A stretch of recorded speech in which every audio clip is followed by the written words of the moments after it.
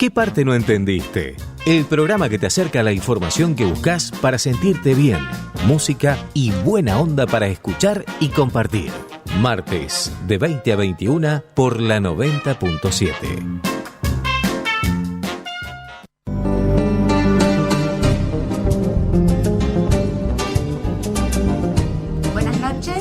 Otro programa. ¿De qué parte no entendiste? Hola, Silvia. Hola, María, ¿cómo estás? Muy bien. Hay que hablar más fuerte porque el micrófono está lejos hoy. Estoy un poco resfriada. Estás resfriada. Mucha gente está resfriada. Estamos en un otoño lindo, placentero, con linda temperatura, pero el resfrío, los dolores de garganta ya empezaron ahí por todos lados a molestar.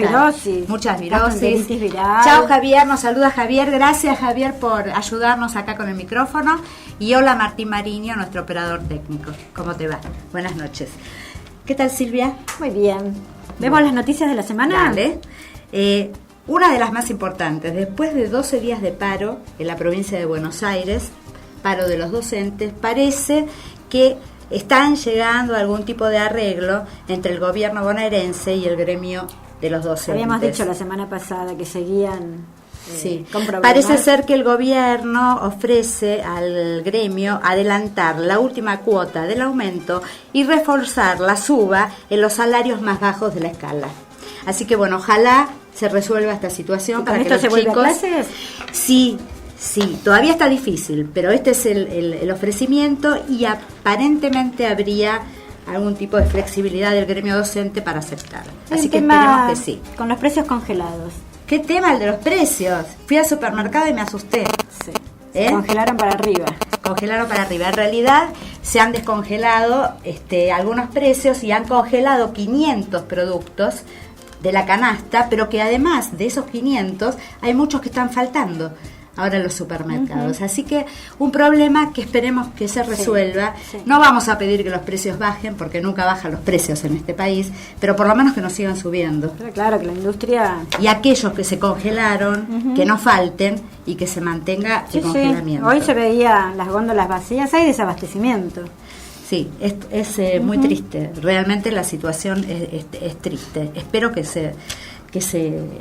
todo esto se aclare, se resuelva de alguna manera. Otro de los temas de los precios es que las cadenas de electrodomésticos firmaron el divorcio con los bancos.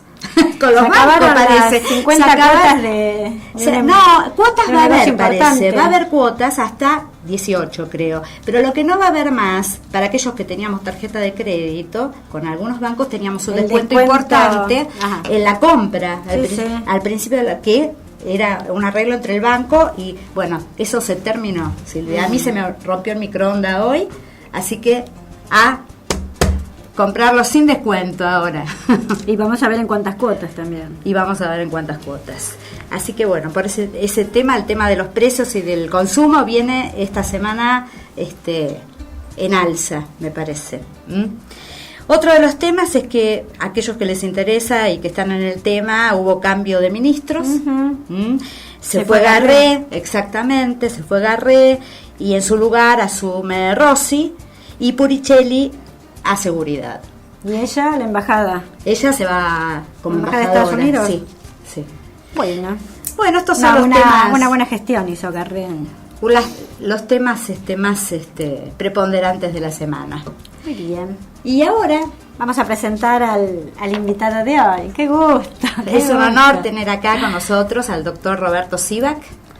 Gracias por esta invitación a Amalia y a Silvia. Para mí es un placer estar con ustedes y estar en el FM de Flores por el cariño que tengo por este barrio.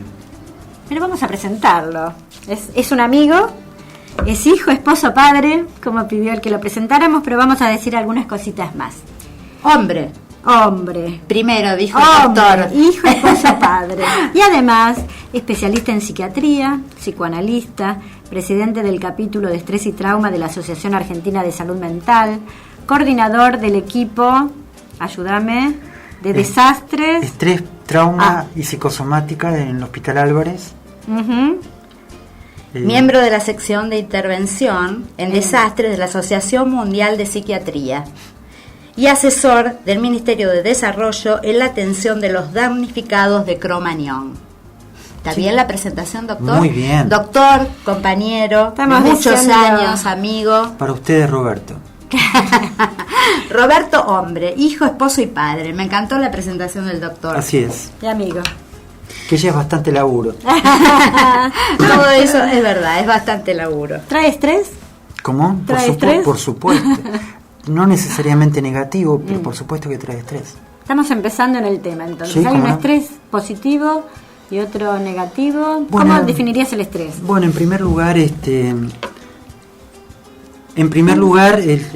estrés es inherente a nuestra vida. Concretamente, para estar esta noche ustedes en la radio y también para que yo esté aquí en esta actividad, implica un esfuerzo adaptativo, una exigencia adaptativa, grata pero exigencia al fin, que pone en marcha normalmente, es esperable, una serie de mecanismos neurológicos, sistema nervioso,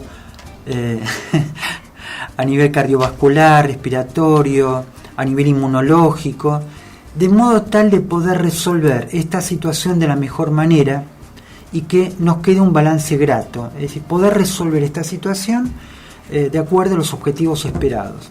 Ahora, podría ocurrir que lo deseable sería que, por ejemplo, si en este momento me tomaran a mí la frecuencia cardíaca, es posible que en este momento esté más elevada que hace 15 minutos. Lo esperable sería que, esforzándome para cumplir de la mejor manera con esta actividad y entretener a los oyentes y ser claro, didáctico y entretenido, bueno, toda esa exigencia implica un esfuerzo. Lo esperable sería que al terminar la audición nos saludáramos, estuviéramos reconfortados y mi frecuencia cardíaca hubiera bajado a niveles estables. Pero no siempre es así. Podría ocurrir, por ejemplo, que llamaran oyentes disgustados con algo que yo diga, o alguien que tiene alguna duda pendiente conmigo, algo inesperado, y eso implicara un esfuerzo adaptativo mayor y que quizás, a pesar de que yo le explique todo lo que pueda explicarle, igualmente no esté satisfecho. Por lo tanto, yo podría quedarme preocupado y la frecuencia cardíaca no baja. O quedaran otros compromisos que yo tenía antes de entrar a la radio no resueltos, que implican un esfuerzo en el cual yo no termino de descansar, no termino de lograr esa estabilidad. Esa serie de factores, o por una situación en particular que no tiene solución sencilla, o una serie de situaciones que no terminan de resolverse, llevan a un estrés anormal, patológico o distrés. Es decir, el estrés en sí no es ningún problema que deba preocuparnos en la medida que podamos después lograr los niveles esperables de actividad. O sea, poder afrontar la actividad y después volver a lo cotidiano. Pero no siempre es así.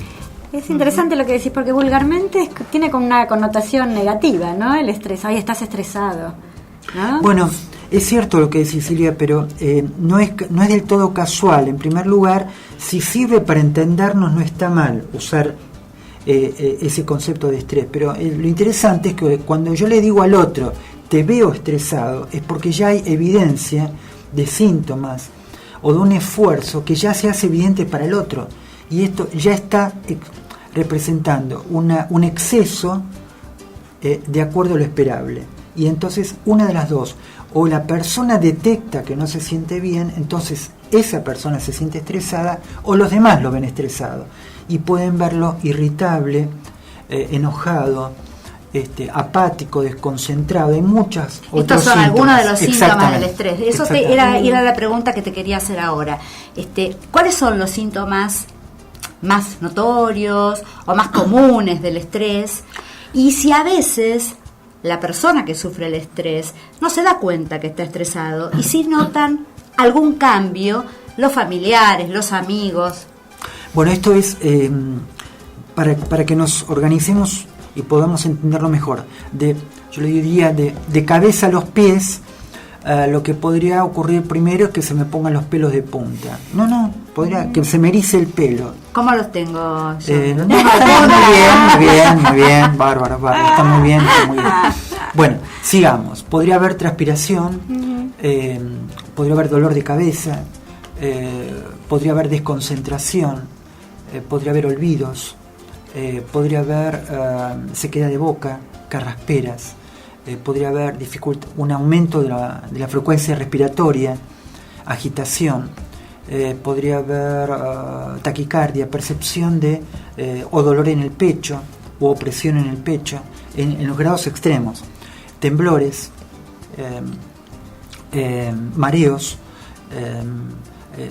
accidentes por desconcentración y por pérdida de equilibrio, dolores musculares, dolores articulares, pesadez estomacal, náuseas, vómitos, diarreas, alergias en la piel. Esto es, digamos, en términos generales. Y desde el punto de vista psicológico podría haber manifestaciones, por ejemplo, intolerancia, impaciencia, irritabilidad, ansiedad, inquietud motora, no poder quedarse sentado, parado, ni poder estar tranquilo en una charla y tener que levantarse, o ya cuando el estrés se cronifica, bajones, desánimo, apatía, desinterés y por último depresión, que sería la fase final del estrés crónico. Se habla de seda, ¿no? Bueno, los distintos cuadros mixtos son combinaciones de síntomas depresivos y ansiosos que quisiera, un poco para no alarmar a nadie, en realidad podría haber manifestaciones de estrés cotidiano, pasajero, supongamos que se sume, vamos a poner un ejemplo, se suma un paro de colectivos, más un paro I.O., más un paro del subte, más I.O., un paro en la escuela. Entonces, una mujer, ama de casa, con ciertas rutinas, que va a la góndola y no encuentra los productos, entonces, como dijimos al principio. No encuentra el producto. Tiene que caminar o esperar en una cola un ómnibus mucho más, o tener que caminar las cuadras que hacía con otro medio de transporte, o quedar al cuidado de un hijo cuando tenía previsto que esté en la escuela ese día. Bueno, es muy probable que ese día tenga primero síntomas de distrés que, si la rutina cambia el otro día, van a desaparecer espontáneamente. Pero si a esto se le sumaran otros estresores u otras situaciones estresantes, por ejemplo, saber de un familiar enfermo, una tasa de interés bancaria, o por ejemplo, un microondas que deja de funcionar, hay que comprar y cambian las reglas de juego económicas. Bueno, primero, por un lado, es un hecho imprevisto, y por otro lado, el problema es que no es sencillo encontrar la alternativa para resolverlo, por lo cual esa situación de estrés empieza a prolongarse en el tiempo. Y al no encontrarse adecuada forma de canalizar, es muy probable que empiecen los síntomas. Esos síntomas pueden ser percibidos por la persona, que sería lo deseable, o no, o empiezan a detectar a los demás y empiezan a cuestionar, che, ¿qué te pasa? ¿Por qué estás tan nervioso? ¿Qué tenés conmigo? ¿Yo qué te hice? Cálmate, Roberto. Bueno, a ver si nos calmamos, podemos ir a escuchar un tema musical. ¿Cómo no? ¿Estás de acuerdo? Encantado. Del cerro vengo bajando, camino y piedra traigo enredada en el alma, vida, una tristeza traigo enredada en el alma, vida, una tristeza. Me acusas de no quererte, no digas eso, tal vez no comprendas nunca vida, porque me alejo. Tal vez no comprendas nunca, vida, porque me alejo. Es mi destino, piedra y camino de un sueño lejano y bello, vida. Soy peregrino de un sueño lejano y bello, vida. Soy peregrino.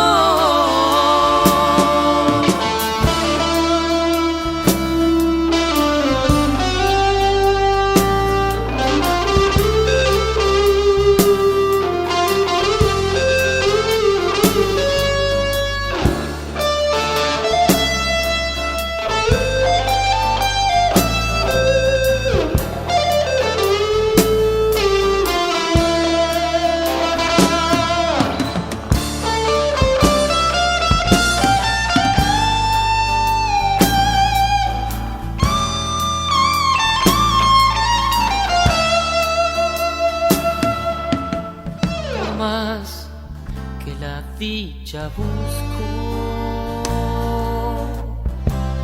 vivo penando, y cuando debo quedarme, vida, me voy andando, y cuando debo quedarme,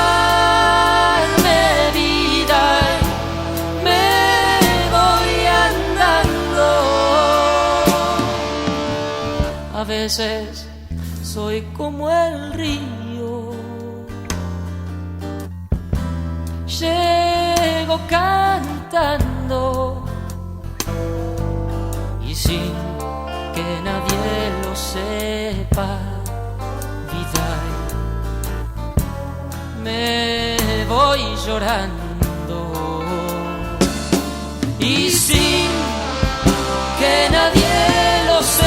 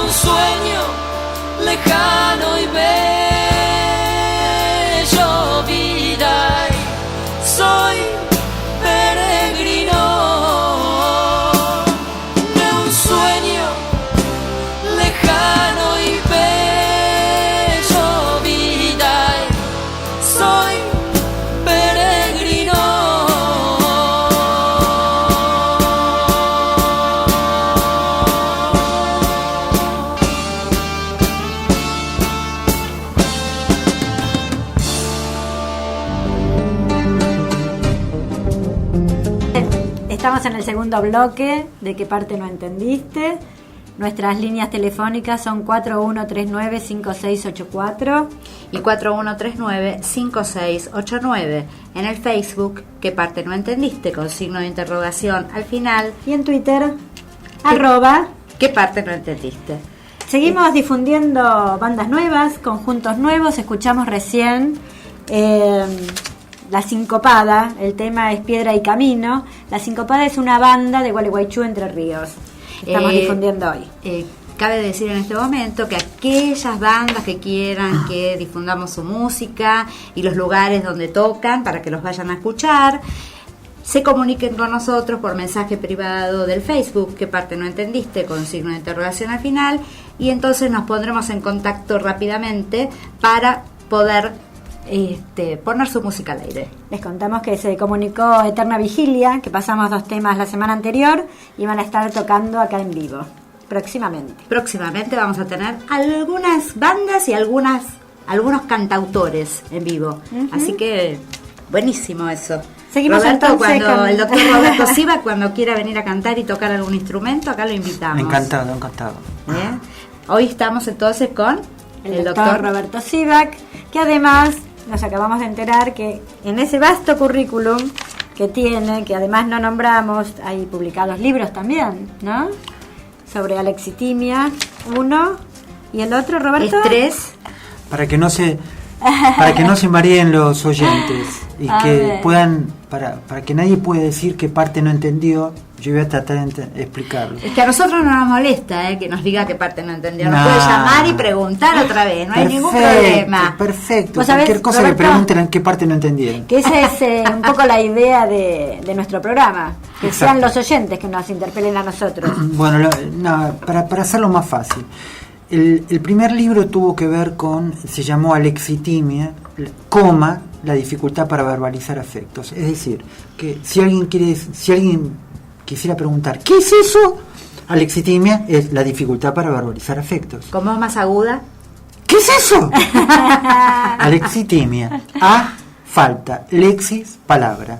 Timia, afecto. Falta de palabras para poder dar cuenta de los afectos.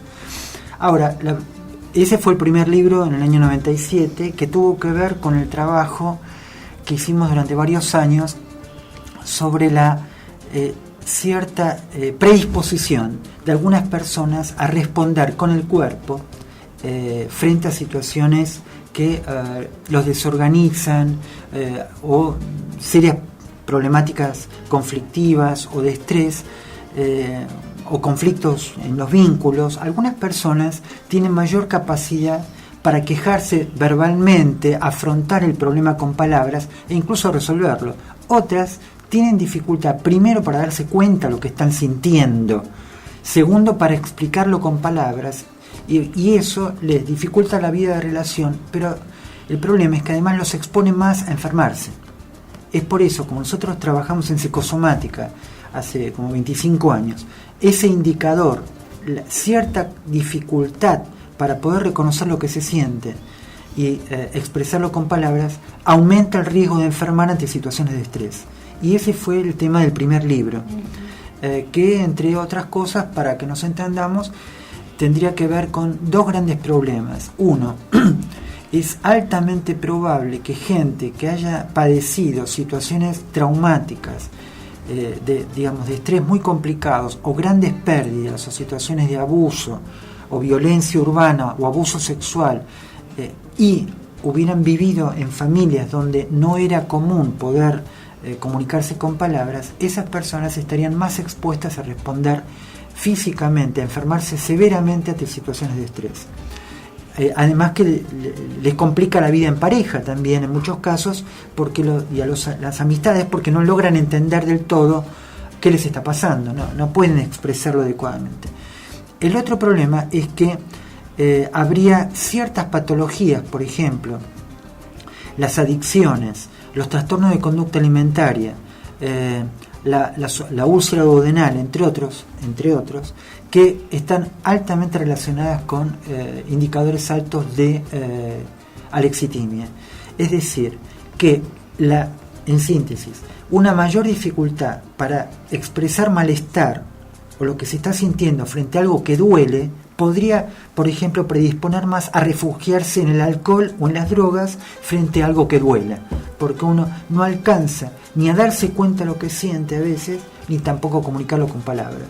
Bueno, este sería el primer libro. El otro libro, que se publicó hace 5 años atrás, fue Estrés, Trauma y Desastres, que es una recopilación de nuestro trabajo en el área de desastres en Ciudad de Buenos Aires, y secuelas de grandes traumas como Malvinas o Cromañón, junto con colegas de América Latina. Ese es el otro libro del 2007. ¿Vos trabajaste directamente con víctimas de Cromañón? Sí, justamente, Silvia, el término, a propósito voy a tomar la pregunta que me haces sobre el tema víctimas.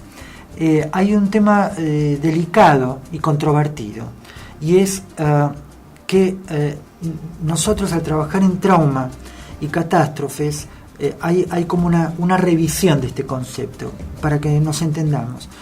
Supongamos que en una calle cualquiera, cruzando una noche, en cualquier barrio, nos asaltan a mano armada, en una entradera, en una salidera, le ponemos el nombre que queramos.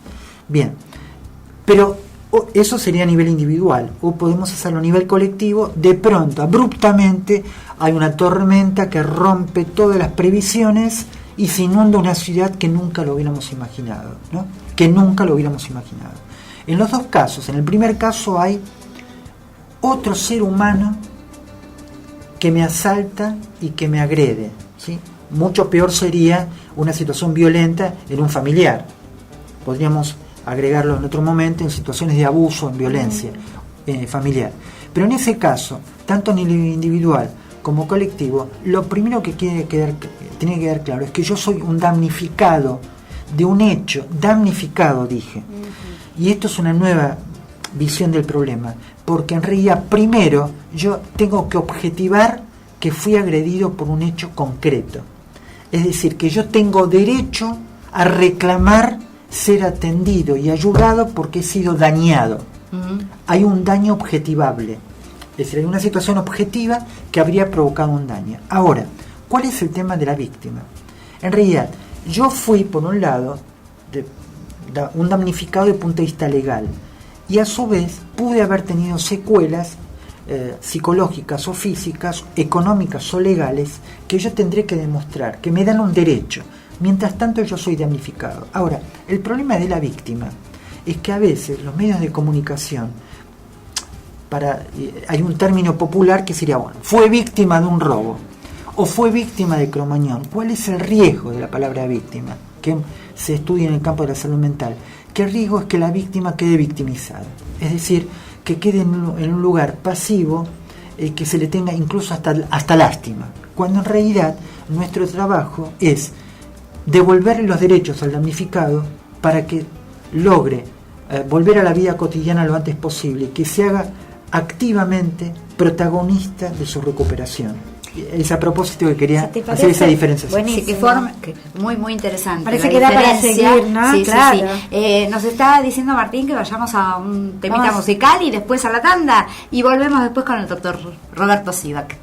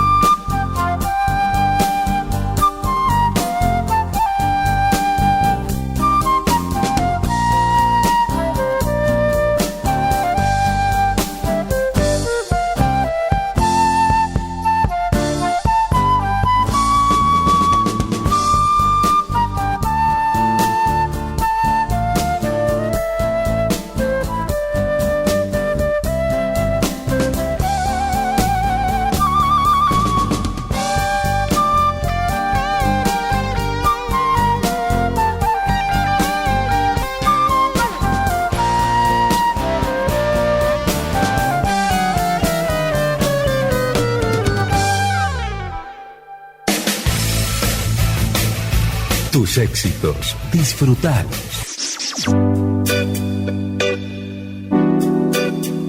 Tu radio te acompaña.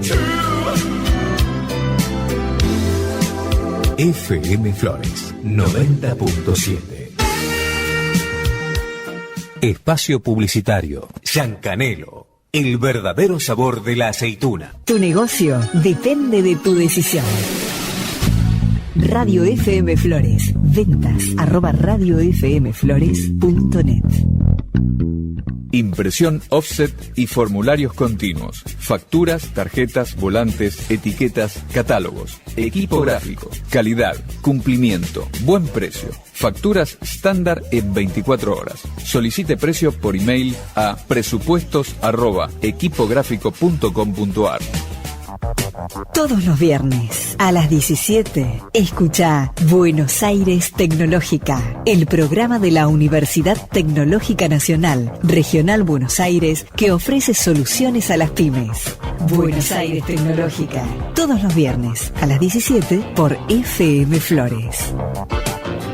Estación de servicio YPF autorizada. Cambio de aceite y filtro. Lavado, engrase, Servicompras. Locutorio Internet. Solicite su tarjeta Serviclub y canjee sus premios en estación de servicio YPF autorizada. Jonte y Lavallol. Teléfono 4566-1883.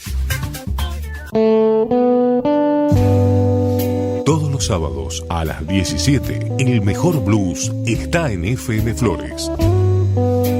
Guillermo Blanco Alvarado y el Tano Alberto Rosso hacen No Tan Distintos. 3 horas de blues de acá y de allá. Agenda, noticias, comentarios y los mejores músicos tocando en vivo en nuestras radio sessions. No lo olvides, sábados a las 17, No Tan Distintos. Blues. El Payaso, jardín de infantes y maternal. Niños de 45 días a 4 años. El Payaso, Páez 2870, Casi Nazca. Teléfono 4611-9778. En Alra, usted es la prioridad. Grandes ventajas y bonificaciones. Su usado o plan de ahorro es efectivo. Alra Volkswagen. Avenida Juan B. Justo, 2611. Teléfono 4656-5700. Servicio postventa 4671-8888. www.alrabw.com. En Alra, primero usted.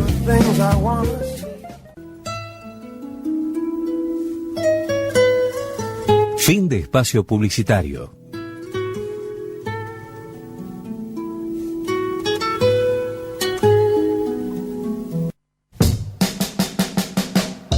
¿Qué parte no entendiste? El programa que te acerca a la información que buscas para sentirte bien, música y buena onda para escuchar y compartir. Martes, de 20 a 21 por la 90.7.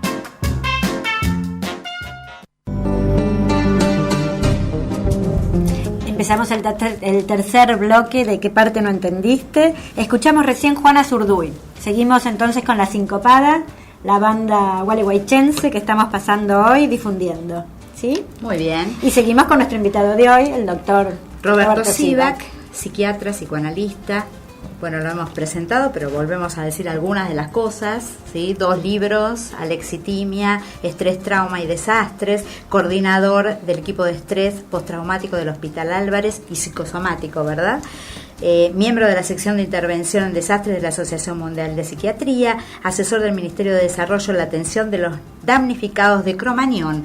Y hablando de lo que veníamos hablando en el bloque anterior, víctimas, Cromañón, se me ocurre Cromañón, se me ocurre AMIA, se me ocurre ONCE, se me ocurre inundaciones, desastres. ¿Podríamos llamar a eso desastres? Hay 2 términos para esto, Amalia, desastres y catástrofes. En este momento se tiende a utilizar desastres para situaciones de desastres naturales como inundaciones, terremotos que tienen que ver con la naturaleza, mientras que hechos como los atentados a la AMI en la Embajada de Israel serían catástrofes, o 11, por ejemplo, que tienen que ver con acción u omisión humana desde el punto de vista tecnológico por falta de cuidado. Y en este sentido, yo cuando te escuchaba pensaba, ¿qué tienen en común estos hechos que comentamos? Primero, que ocurrieron en nuestro país. Segundo, que tuvieron la connotación de desastre o catástrofe porque superaron todas las previsiones. Primero, porque nadie esperaba atentados de esa magnitud y de ese impacto con cantidad de muertos y heridos. No había antecedentes. Y a nivel de desastres naturales, pero también debemos incorporar los accidentes ferroviarios, tienen esa connotación por la magnitud, pero además estarían reflejando las dificultades tanto sociales, tecnológicas, tanto de previsión para que no ocurran como para atender a los damnificados después de ocurridas.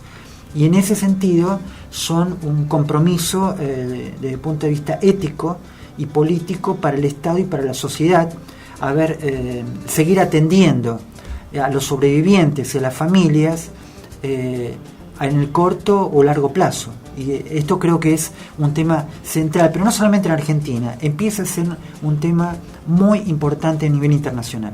El seguimiento, ¿a eso te referís? Las previsiones, la educación. Porque antes nos hablabas y nos comentabas acerca de que no es lo mismo, de acuerdo a la irrupción de estos desastres o catástrofes, como la vulnerabilidad, la que tenga en ese momento el destino, digamos, de la catástrofe o el desastre, ¿no? Vamos a poner un ejemplo. Supongamos que estamos en el Caribe. En el Caribe, en zonas que están permanentemente cercanas, en poblaciones que están cercanas o a volcanes o a mares, donde es posible la presencia de maremotos o tsunamis, o en el Pacífico, sería totalmente ilógico y totalmente irresponsable que los gobiernos no preparen a sus poblaciones desde el punto de vista psicológico, material y a nivel de información adecuada para prepararse antes de que ocurra, o en todo caso, si es inevitable que ocurran, que tengan el menor daño posible. En ese sentido, estamos hablando de disminuir la vulnerabilidad de esas poblaciones en riesgo. Por supuesto que después de ocurridos hay algunos hechos, por ejemplo, que pueden ocurrir que eran imprevisibles, por ejemplo, violencia política, que implica otro tipo de recaudos, otro tipo de preparativos en grupos expuestos. Por ejemplo, una pregunta podría ser, ¿cómo preparar adecuadamente a gente de tercera edad o chicos o adolescentes escolares ante situaciones, por ejemplo, de una inundación como en La Plata, o en ciertos barrios, o en zona de terremotos en el interior de nuestro país? Ahí aparece una responsabilidad educativa para disminuir el impacto posterior en esas personas. Eso es en un aspecto. El otro aspecto es que es altamente probable, vamos a tomar por ejemplo el caso de las inundaciones, es altamente probable que una inundación corte los suministros de electricidad, de gas, y que dificulte el acceso al abrigo de la vivienda o de los alimentos. Es decir, que sería totalmente irresponsable a esta altura de las circunstancias que en zonas potencialmente expuestas no se prevén esas circunstancias con adecuados refugios, etc. Pero sin embargo, a pesar de todo esto, la catástrofe per se siempre está superando las previsiones, por lo cual en realidad siempre deberíamos aprender de cada hecho qué es lo que pudimos haber hecho mejor para prepararnos para la próxima. Y esto vale también para las personas a nivel individual. Es decir, concretamente, que la posibilidad de superar adversidades, que esta es un poco la idea de este programa, ayudarse a sentirse bien y afrontar las inevitables adversidades que nos van a tocar, con el menor costo posible.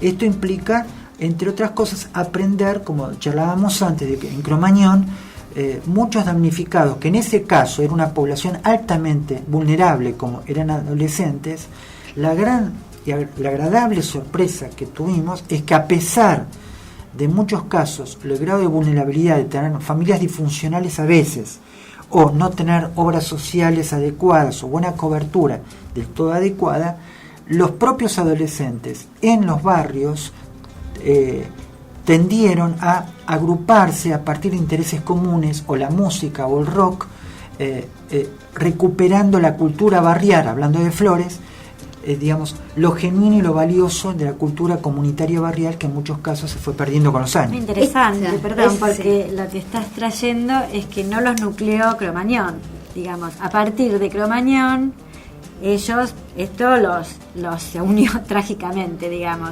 pero vos decías que el barrio, los amigos, fue la posibilidad de salir de todo eso, ¿no?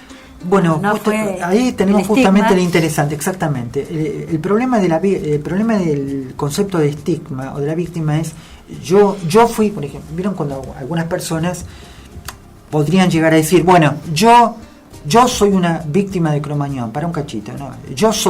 ¿Quién sos? Yo soy José X o Carlitos X, que pude sobrevivir a Cromañón y estoy siendo ayudado o reconstruyendo mi vida, porque si no el riesgo es quedar pegado a esa catástrofe de una manera congelada. Bien, eso sería un poco el estigma. En el caso de Cromañón, yo creo que lo interesante de Cromañón es que, si lo vemos desde el punto de vista positivo, en realidad estaba nucleando a muchos grupos de adolescentes con intereses comunes, con un intento de encontrar un lugar de esperanza, de un lugar en la sociedad, y nucleados por letras, por el rock que los convocaba. Entonces, en ese sentido, fuera de Cromañón, Cromañón parecía haber quedado pegado a la muerte o la destrucción, y en realidad había una cultura que los propios adolescentes lograron rescatar en muchos casos. Sin embargo, no fue siempre así. Hubo algunos que, y eso es lo que quisiera poder advertir, que el riesgo de los sobrevivientes de cualquier tipo de accidente o catástrofe es caer o en la culpa por haber sobrevivido y haber perdido a otros, digamos, en el sentido de no merecer, creer que no se merece ser ayudado por la culpa de haber sobrevivido, o transformarse en un superhéroe, entre comillas, creyendo que me la voy a arreglar solo. Yo tengo que poder solo con todo esto. Bueno, en muchos casos esto no termina bien. Termina en depresión, o apoyándose en la automedicación, en el alcohol, o buscando la droga, no porque sí, sino para anestesiar el dolor de la pérdida o la tristeza. Pero esto trae altos costos, como me preguntaba María antes, a nivel de pareja, porque puede generar mucha malestar, intolerancia, resentimiento, o dificultades de concentración en el trabajo, o en el estudio. Y entonces esto genera un problema social, un serio problema social en el seguimiento a largo plazo, en este caso de adolescentes.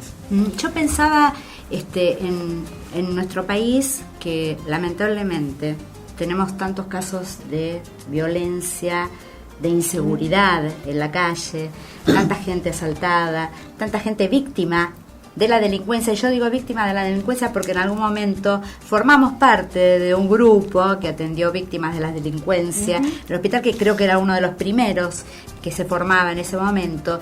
Y digo, ¿estamos preparados para atender estos sucesos que individualmente o en grupo, porque a veces hasta en grupo nos pasa, suceden tan a menudamente? Amalia, en primer lugar, haciendo honor a la consigna de este programa, yo primero quiero rescatar lo positivo.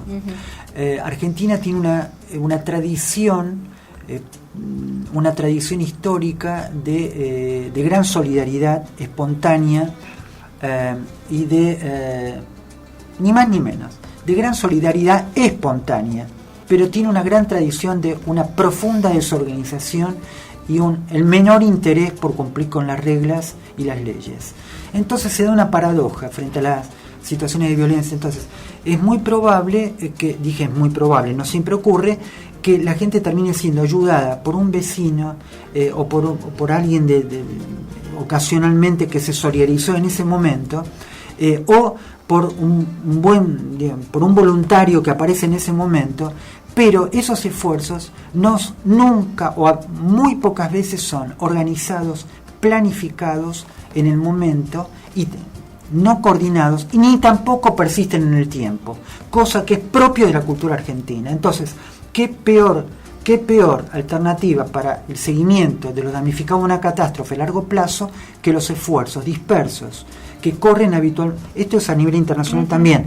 Se corre en el momento agudo, ¿sí? En el momento agudo, pero no hay adecuada planificación para usar adecuadamente gente entrenada en el menor tiempo posible para actuar rápidamente y prolongar ese esfuerzo de manera adecuada en el tiempo. Por ejemplo, a mediano o largo plazo puede haber un sobreviviente de una catástrofe que requiere más la ayuda para reconstruir su casa o conseguir un trabajo que le siga mandando comida. Pero Argentina es así. Bueno, tenemos que mandar comida, bueno, llenamos todo de comida, pero no averiguamos en realidad cuáles son las prioridades. Pero después y las necesidades. No tiene la casa para ir Exactamente. a comer. Sí, que es un poco lo que estaba pasando ahora con las inundaciones de La Plata. De todos modos, ¿no? en La Plata es interesante lo que decís, porque la asociación Sí, que es un desprendimiento, pero están muy cercanos a Juan Carr, ¿no? Primero pedía alimentos, primero pedía frazadas, primero pedía colchones y rápidamente viró hacia útiles escolares, los bancos, porque bueno, se habían inundado las escuelas, no tenían material para empezar las clases. Digo, qué bueno en relación con esto que están diciendo, ¿no? Lo que está diciendo Silvia es fundamental, y yo lo que creo, y Amalia lo sabe por su tarea cotidiana, no se trata de ayudar de acuerdo. A ver, si alguien necesita ayuda, primero tengo que saber cuál es la ayuda que necesita, cuál es el momento que está viviendo, cuáles son las particularidades subjetivas personales de ese momento histórico de esa persona y las particularidades culturales. En muchos casos, por ejemplo, yo desde Buenos Aires puedo suponer que en Río Tercero, después de la explosión del Arsenal, esa población podía tener ciertas necesidades, pero eso lo decodifico desde mí. En realidad, lo fundamental en estos casos es censar adecuadamente la población, las necesidades de ese momento, de esa población, y cómo van cambiando en el tiempo. Las ONG, por ejemplo, la que está comentando Silvia, tienen la ventaja a veces que tienen mayor rapidez de acción y se comunican más rápidamente con las necesidades de las personas. A veces los gobiernos son más lentos, burocráticos para decidir, y no tienen una buena sensibilidad de detectar adecuadamente los cambios de las necesidades. Entonces llegan tarde y a veces sobreestiman las necesidades o subestiman las necesidades. Este es un problema muy complejo que requiere un permanente entrenamiento y coordinación de esfuerzos, así como hay que saber cuándo correrse, y en realidad que tiene que intervenir el bombero, en otro momento tiene que intervenir el trabajador social, y así sucesivamente. Si les parece, vamos a un tema musical y después seguimos. Todo esto me hace pensar en la resiliencia. Si te parece, seguimos en el bloque cotidiano. ¿Cómo no?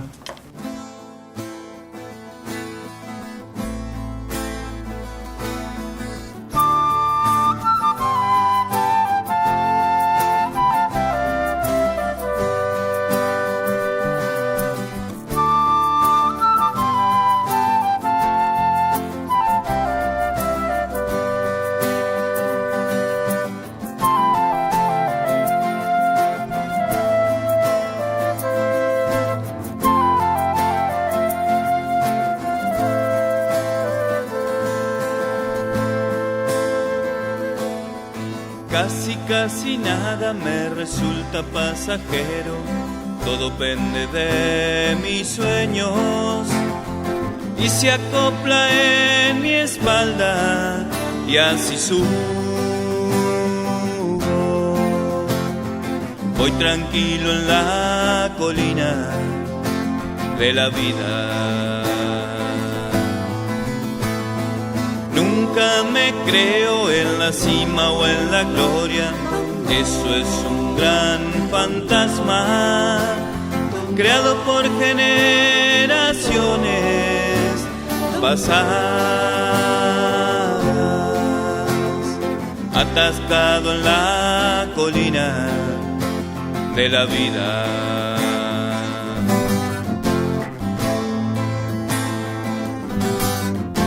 La realidad duerme sola en un entierro y camina triste por el sueño del más bueno. La realidad baila sola en la mentira y en un bolsillo tiene amor y alegría. Un Dios de fantasía, la guerra y la poesía.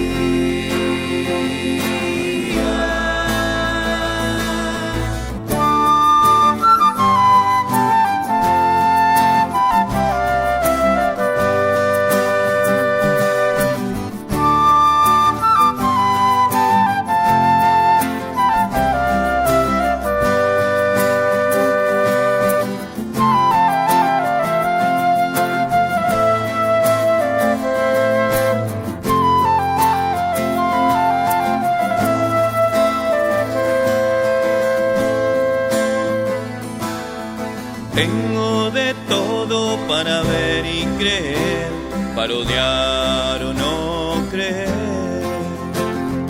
Y muchas veces me encuentro solitario, llorando en el umbral de la vida. Busco hacer pie en el mundo al revés, busco algún buen amigo para que no me atrapen algún día, temiendo hallar la muerte a la vida.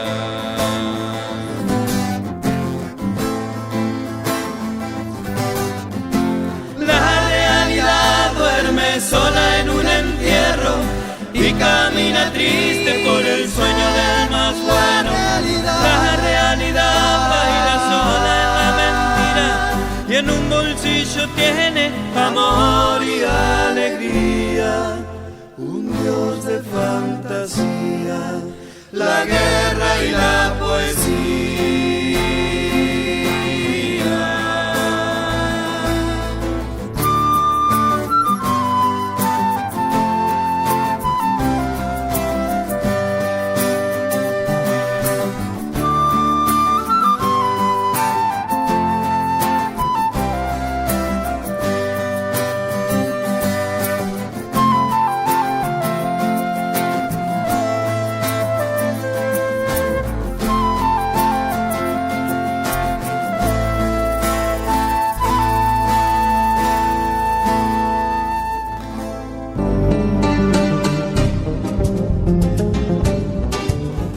Bueno, último bloque, de qué parte no entendiste, y antes de que se me terminen los bloques, quiero mandarle un saludo y un beso muy grande a mi papi, que lo operaron esta semana y se está recuperando, así que papá, un beso grande, fuerza y a caminar prontito, a dejar el andador y empezar a caminar. Beso grande, papi. Le dedicamos Recién en la colina de la vida, por Sincopada. Seguimos con nuestro invitado de hoy, el doctor Sivak, y habíamos quedado un poco con este tema de la salida frente a las catástrofes, las posibilidades individuales, colectivas, y me quedaba resonando de alguna manera el término resiliencia. Bueno, el término resiliencia, para hacerlo sencillo, viene de ciertos materiales que cuando se deforman por el peso, por el calor, recuperan cierta... Sí, acá me están diciendo 5 minutos, vamos a... Bueno, acá vos tienen no la escuches a Silvia, no. Acá tienen a mí que yo te digo. Acá tienen a un Martín ejemplo. tampoco. Acá tienen un ejemplo. A ver, el papá de Amalia está afrontando un problema de salud. Yo tengo que afrontar que tengo en total 5 minutos y le tengo que contestar. Son todos esfuerzos adaptativos. Y hay algo fundamental. ¿Qué hizo Amalia? Amalia le deseó a su papá, que tenga fuerza y que le meta para adelante y que sea, y que confíe en el andador. Bueno, se trata de eso en realidad, la resiliencia. Se trata de afrontar las inevitables dificultades que vamos a tener en la vida con esperanza, ojo, con esperanza, con creatividad, con confianza, con humor, con solidaridad y digamos.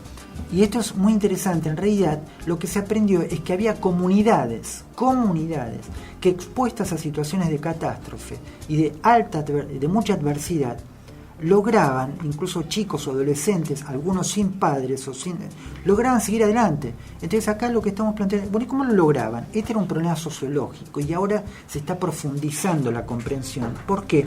Porque en el mundo hay mucha gente que tiene dificultades en la infancia, en la adolescencia o ya en los adultos, y la idea es que, digamos, de cualquier situación traumática, por ejemplo, cualquiera, una catástrofe, solo el 20% llega a enfermar severamente con estrés postraumático, con pesadillas, con recuerdos que no se sacan de la cabeza, pero un 80% no. Quiere decir que hay un 80% que tiene mecanismos neurológicos, psicológicos, familiares o sociales para seguir adelante. O incluso de ese 20 que se enfermó, muchos logran seguir adelante. Es eso lo que estamos tratando de comprender. ¿Cuáles son los mecanismos que se pueden promover a nivel social para que a pesar de las dificultades la gente no llegue a enfermar severamente? Esto es en términos generales la resiliencia. Entonces, una de las tantas cuestiones es el tema de digamos, la incondicionalidad del afecto y del apoyo y de la confianza. Es decir, una de las cuestiones fundamentales es que a pesar de que uno pueda tener pérdidas, sí, un chico, un adolescente, un familiar, pero si tiene gente que confía en él, en sus recursos, y eso es incondicional, eso es un factor fundamental de la resiliencia. Ahora, ¿qué ocurre? A nivel social, entonces, frente a situaciones de imprevisibilidad y de emergencia, es fundamental, entonces, fortalecer los mecanismos sociales que generen esperanza. Porque para lo otro, para la desesperanza, para la amargura y para el catastrofismo, eso vende mucho. Lo que no vende es la prevención y la promoción de la salud. Pero esa es una responsabilidad social, una responsabilidad ética, por ejemplo, de ustedes en este programa. Es lo que intentamos en este programa, promocionar y prevenir temas tan importantes que nos ayudan a vivir mejor. Bueno, y entre otros, por ejemplo, muy buena música, eso hace bien al alma, cantar, tomar. Una de las cosas interesantes en Argentina, alguien que sale de Argentina podría trabajar a cualquier país. La pregunta es ¿por qué sigue adelante? Porque pasó de todas y hemos sobrevivido a muchas. No es pavada, porque hemos logrado un gran entrenamiento. Y a nivel social, otra cuestión interesante es que tenemos bastante buen humor. A pesar de ser algo melancólicos y tangueros, podemos tomarnos bastante en joda los problemas, y eso es un buen... para un día gente que vive en el extranjero, cuando están viviendo esta crisis económica, y nos dice, nosotros no somos como ustedes, que pasaron por tantas crisis, salieron adelante como pudieron y armaron otra vez algo diferente. Cualquier cosa lo atamos con un alambre. Bueno, Roberto, muchísimas gracias, Roberto, un por hermoso haber venido. programa. Además, gracias por todo lo que nos enseñaste, y muy interesante, la verdad, que todo lo que tiene que ver con estrés y trauma. Yo la pasé bárbaro, la pasé bárbaro. Gracias por Muchas haber gracias. venido. Nos despedimos hasta el martes que viene. Chao, Chau, Martín. Hasta el martes. Chau, Gracias. Martín. Chau, Silvia. Chau.